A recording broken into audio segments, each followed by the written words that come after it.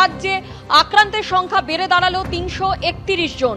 গত ৭ দিনে এক ধাক্কায় আক্রান্তের সংখ্যা অনেকটাই বেড়েছে বলে কেন্দ্রীয় স্বাস্থ্য মন্ত্রক সূত্রে জানা যাচ্ছে। নতুন করে দেশে করোনা আক্রান্তের সংখ্যা ৩৭৫৮ থেকে বেড়ে হয়েছে ৩৯৬১ জন। গত ২৪ ঘন্টায় নতুন করে করোনা সংক্রমিতের সংখ্যা ২০৩ জন। নতুন করে ৪ জনের ওয়েলকাম এভরিওয়ান। গরমের ছুটি সংক্রান্ত এই মুহূর্তের বিগ ব্রেকিং এবং সুপার এক্সক্লুসিভ আপডেট শেয়ার করব। ওয়েস্ট বেঙ্গল সামার ভ্যাকেশন 2025 ইতিমধ্যে কিন্তু আমরা সকলেই জানি, যেমনটা আমি আগের ভিডিওতেও জানিয়ে দিয়েছিলাম, যে আজ থেকে কিন্তু গরমের ছুটি শেষ হয়েছে। সব স্কুল কিন্তু খুলে গেছে, কিন্তু স্কুলে কিন্তু পড়ুয়াদের উপস্থিতির হার কিন্তু আশঙ্কাজনক। অর্থাৎ বিভিন্ন স্কুলে কিন্তু পড়ুয়াদের উপস্থিতি একদমই কম এবং ইতিমধ্যে বৃষ্টিও কমে গেছে এবং বৃষ্টি শেষে যে আর্দ্রতাজনিত অস্বস্তির কারণে কিন্তু যে ভ্যাপসা গরম, সেই জন্য কিন্তু অনেক স্কুল যেতে পারেনি। পাশাপাশি এই মুহূর্তে কিন্তু করোনা থাবা বসাচ্ছে।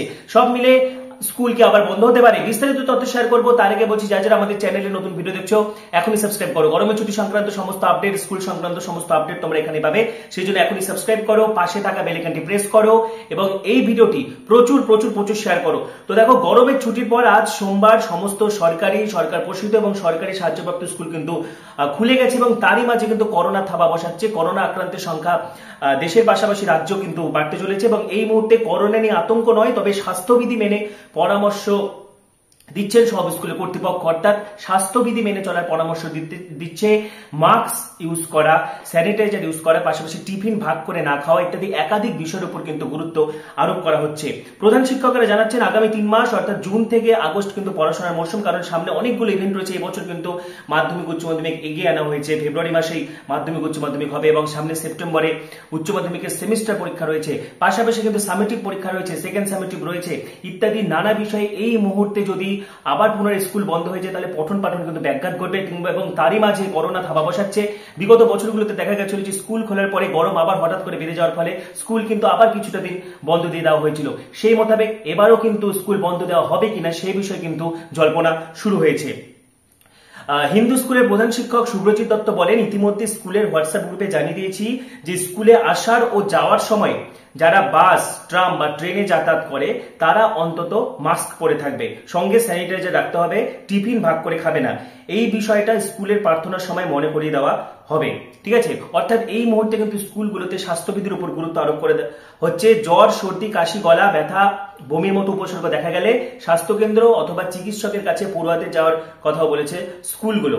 ঠিক আছে, এবং পুরো সেরে না ওঠা পর্যন্ত কিন্তু স্কুলে আসতেও বারণ করা হচ্ছে। অর্থাৎ সব মিলে কিন্তু একটা সংখ্যা দেখা দিচ্ছে এই মুহূর্তে যদি কোভিডের হাতছানি এবং তার উপরে গরম, সব মিলে স্কুল বন্ধ হয় কিনা সেই বিষয়ে কিন্তু সকলের নজর থাকছে। আর্দ্রতাজনিত চরম অস্বস্তিতে নাজেহাল দক্ষিণবঙ্গের বাসিন্দারা। বেলা বাড়লে ভ্যাপসা গরম, হাঁসফাঁস অবস্থা কলকাতাবাসীর। সরাসরি আমাদের প্রতিনিধি অরিত্রিক ভট্টাচার্য আমাদের সঙ্গে রয়েছেন। অরিত্রিক, এইরকম পরিস্থিতি, এরকম আবহাওয়া আর কতদিন চলবে? আলিপুর আবহাওয়া দপ্তর সূত্রে কি জানতে পারছো? দেখো, আলিপুর আবহাওয়া দপ্তর সূত্রে এখনো পর্যন্ত কিন্তু খুব একটা সুখবর দেওয়া হচ্ছে না।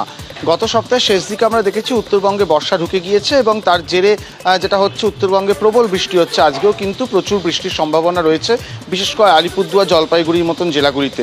সিকিম বা উত্তর পূর্বে রাজ্যের অবস্থা অত্যন্ত খারাপ, সেটাও আমরা দেখেছি অতি বৃষ্টির জন্য।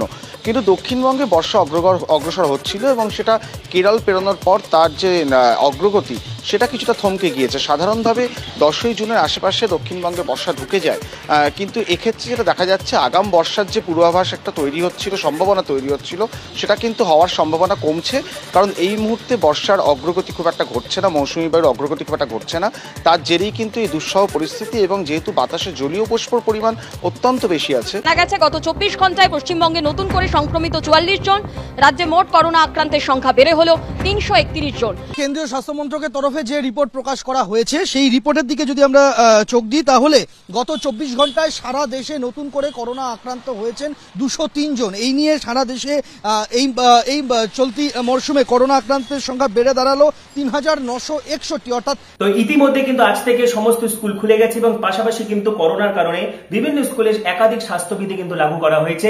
তো এই ব্যাপারে তোমাদের মতামত তোমরা জানতে থাকো এবং গরমের ছুটি সংক্রান্ত পরবর্তী আপডেটগুলির জন্য এখনই সাবস্ক্রাইব করো, পাশে থাকা বেল আইকনটি প্রেস করো, ভিডিওটি প্রচুর শেয়ার করে দাও। সবাইকে অসংখ্য ধন্যবাদ।